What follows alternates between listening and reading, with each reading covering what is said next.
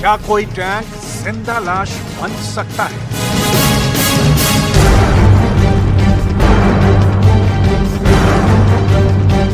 ये शब्द सुनकर आपको हैरानी जरूर हो रही होगी,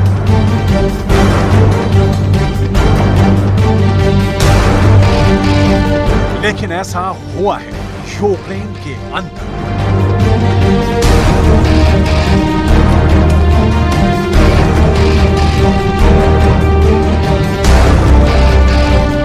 जब युद्ध शुरू हुआ था और यूक्रेन ने पुतिन की आर्मी को कीव छोड़ने के लिए मजबूर कर दिया था, उस वक्त नाटो ने बड़े उत्साह के साथ ज़ेलेंस्की से यह वादा किया कि वो अपने हथियार और टैंक यूक्रेन को देंगे। लेकिन जब पुतिन के टैंकों की फॉर्म वापस आ गई तो नाटो के टैंक जिंदा लाश बन गए हैं।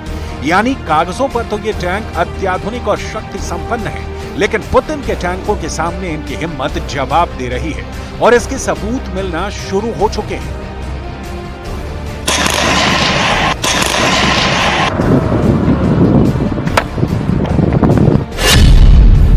एक हफ्ते में ऐसे 2 देश सामने आए हैं जो अपने टैंक यूक्रेन में भेजना ही नहीं चाहते हैं। पहले नंबर पर है ब्रिटेन का टैंक और दूसरे नंबर पर है जर्मनी का टैंक। इन दोनों देशों के पास वैसे नाम के लिए तो अत्याधुनिक टैंक हैं, लेकिन जंग के डर से ये भगोड़े टैंक साबित हुए हैं। ये क्यों और कैसे हुआ है, आपको समझाएंगे पूरी बात। साथ ही हम बात करेंगे सऊदी अरब में होने जा रहे शांति शिखर सम्मेलन की, जिसमें रूस और यूक्रेन के बीच सुलह समझौते की बात की जा रही है। सबसे पहले जर्मनी के लियोपार्ड टैंक की बात करेंगे, जो पुतिन के डर से जिंदा लाश बनते जा रहे हैं।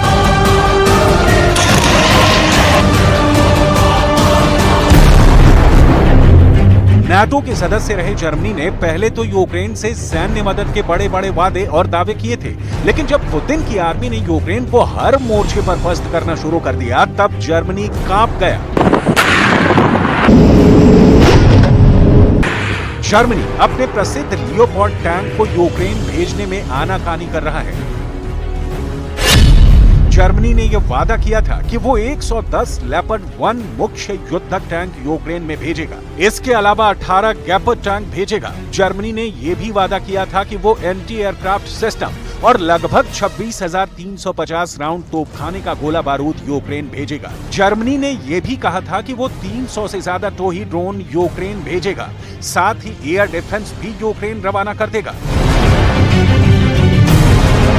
लेकिन जो वादा जर्मनी की तरफ से किया गया था, उसमें से कोई भी पूरी तरह से निभाया नहीं गया। जर्मनी ने वादा किया था कि वो 110 टैंक यूक्रेन भेजेगा, लेकिन मई से अब तक सिर्फ 10 टैंकों को यूक्रेन में जंग के लिए भेजा गया है। अब नाटो के कई देश और यूक्रेन के समर्थक भी जर्मनी की निंदा कर रहे हैं, लेकिन जर्मनी के टैंक क्यों यूक्रेन में उतरना नहीं चाहते हैं, असली वजह हम आपको बताते हैं। दरअसल हो ये रहा है कि ना तो यूक्रेन को और ना ही जर्मनी को जरा भी उम्मीद थी कि रूस की सेना नाटो के एडवांस टैंक को जलाकर राख कर देगी। जर्मनी का लेपर्ड 2, ब्रिटेन का चैलेंजर 2 और अमेरिका का एब्राम्स टैंक इस वक्त सबसे बुरे दौर से गुजर रहे हैं। पुतिन के आदेश के बाद से रूसी सेना चुन चुन कर नाटो के टैंक तबाह कर रही है। हालात ये हो गए हैं कि रूस की फर्स्ट लाइन ऑफ डिफेंस पर यूक्रेन के टैंक हमला करने से पहले ही रूस के हमले का शिकार हो रहे हैं।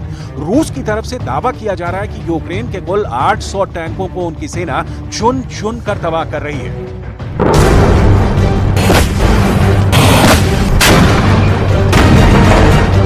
जिस तरह जर्मनी अपने टैंक यूक्रेन भेजने में आनाकानी कर रहा है, ठीक वैसा ही हाल ब्रिटेन का भी है। ब्रिटेन के टैंक तो खुदकुशी कर रहे हैं, लेकिन जंग में जाना नहीं चाहते। खुदकुशी का मतलब ये कि ब्रिटेन अपने टैंकों को रिटायर कर दे रहा है, लेकिन यूक्रेन के मैदान में नहीं भेज रहा है। पुतिन के टैंकों का डर साफ नजर आ रहा है। नाटो के टैंक पुतिन के खतरनाक टैंकों से इस कदर पिट रहे हैं कि पुतिन के विरोधियों को अजीबोगरीब फैसले लेने पड़ रहे हैं। दावा यह किया जा रहा है कि ब्रिटेन के रक्षा मंत्रालय ने कथित तौर पर दर्जनों चैलेंजर 2 मुख्य युद्धक टैंक नष्ट कर दिए हैं। ये वो टैंक हैं जिनको पहले यूक्रेन में भेजे जाने की चर्चा थी। ब्रिटेन के रक्षा मंत्रालय ने 43 चैलेंजर 2 टैंक सेना से बाहर कर दिए हैं। रक्षा मंत्रालय ने इन 43 टैंकों को यह कहकर सेना से बाहर किया है कि अब इनको किसी भी तरह से ठीक नहीं किया जा सकता है।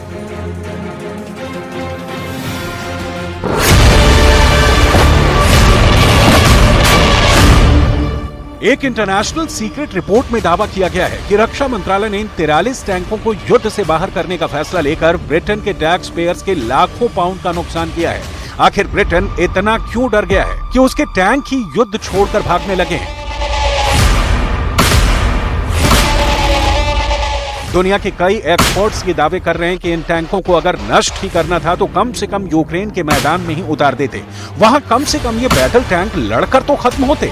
आखिर ब्रिटेन के टैंकों को खुदकुशी क्यों करवाई जा रही है? इसकी एक वजह यह भी है कि सिर्फ टैंक बेहतरीन होना ही काफी नहीं है, टैंक को चलाने वाले सैनिकों के अंदर भी काबिलियत होनी चाहिए। लेकिन जो ग्राउंड रिपोर्ट आ रही है वो काफी चौंकाने वाली है। आप यकीन नहीं मानेंगे, यूक्रेन के टैंक सैनिक जंग में टैंक छोड़कर भाग रहे हैं। ये वही यूक्रेनी सैनिक हैं जो सिर्फ 45 से 60 दिन पहले जर्मनी, फ्रांस और ब्रिटेन से टैंक युद्ध की जबरदस्त ट्रेनिंग लेकर आए हैं। लेकिन जैसे ही यूक्रेनी सैनिकों को असली टैंक युद्ध का सामना करना पड़ा, इनके तोते उड़ गए। अब पुतिन की आर्मी नाटो के टैंकों को बुरी तरीके से फोड़ रही थी। उस वक्त पुतिन का एक बयान भी सामने आया था जिसमें पुतिन ने कहा था कि नाटो के टैंक नेस्तो नाबूद किए जा रहे हैं। रूस नाटो से भी बड़ा सर्वशक्तिमान देश है। В сфере мировых финансов, потому что, используя доллар как инструмент вооруженной борьбы, а по-другому и не скажешь, они порождают сомнения в надежности американской валюты как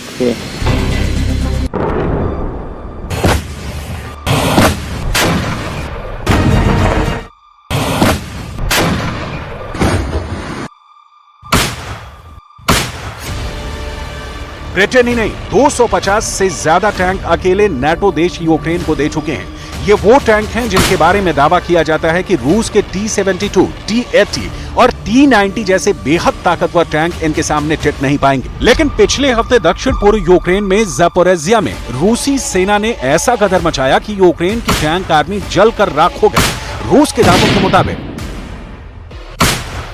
ज़पोरिज़िया फ्रंट लाइन पर यूक्रेन के 50 से ज्यादा टैंकों ने रूसी सेना पर हमला किया। दावों के मुताबिक रूस की फर्स्ट लाइन ऑफ डिफेंस को यूक्रेन के टैंक सैनिक तोड़ना चाहते थे। इसीलिए चारों दिशाओं की तरफ से यूक्रेन अपने और नाटो से मिले टैंकों से एक साथ हमला रूसी सैनिकों पर कर दिया। लेकिन रूसी सेना ने हमले से बचाव करने की बजाय यूक्रेन के टैंकों पर सीधा हमला कर दिया। रूसी सैनिकों ने एंटी टैंक मिसाइल और बमों से यूक्रेन के टैंकों पर इतना जबरदस्त वार किया कि देखते ही देखते रूस के हमले में यूक्रेन के 22 टैंक मौके पर ही जलकर राख हो गए। यूक्रेन को 22 टैंकों का ही नुकसान नहीं हुआ, बल्कि यूक्रेन के 10 बख्तरबंद वाहन भी तबाह हो गए। रूस का दावा है कि 22 टैंकों के अलावा यूक्रेन के 100 टैंक सैनिक भी मौके पर ही मारे गए। यूक्रेन को ब्रिटेन के द्वारा 28 चैलेंजर टैंक देने की बात हुई थी। कहा जा रहा है कि इसमें 14 टैंक यूक्रेन की धरती पर लड़ने भी गए, लेकिन उनकी बहुत भद्द पिटी है। पुतिन ने अपने बयानों से इसकी पुष्टि भी की है। кассетных боеприпасов, то оценку этим боеприпасам дала сама администрация Соединенных Штатов устами своих сотрудников некоторое время назад, когда использование кассетных боеприпасов было названо самой администрацией США преступлением. Вот я думаю, к этому так и надо относиться. वहीं पुतिन का रुख अब इस युद्ध को लेकर इतना कड़ा हो चुका है कि वो यूक्रेन युद्ध को सुलझाने के लिए जारी सबसे बड़ी बैठक में भी कहीं शामिल नहीं है। यूक्रेन संकट को सुलझाने के लिए सऊदी अरब शनिवार से 2 दिवसीय शांति वार्ता की मेजबानी करने जा रहा है। ये शांति शिखर सम्मेलन यूक्रेन की ओर से सुझाए गए 10 सूत्रीय शांति योजना पर आधारित है। इसे यूक्रेन की 10 सूत्रीय शांति योजना पर चर्चा के लिए सऊदी अरब के एक बड़े प्रयास के रूप में देखा जा रहा है। इसमें युद्ध अपराधों के लिए जिम्मेदार लोगों को दंडित करना, यूक्रेन से सभी रूस के सैनिकों को वापस बुलाना और अपने देश की क्षेत्रीय अखंडता को बहाल करना शामिल है। लेकिन रूस के मीडिया में जिस तरह के लेख और एक्सपर्ट्स के बयान सामने आ रहे हैं, उससे साफ नजर आ रहा है कि इस शिखर सम्मेलन से जंग रुक पाना आसान नहीं है। रशियन टुडे के एक लेख के मुताबिक किसी भी शांति समझौते को लेकर रूस की स्थिति पहले से ही स्पष्ट हो चुकी है। मॉस्को युद्ध विराम चाहता है, लेकिन रूस के द्वारा जीते गए यूक्रेन के 4 हिस्से वो नहीं छोड़ेगा।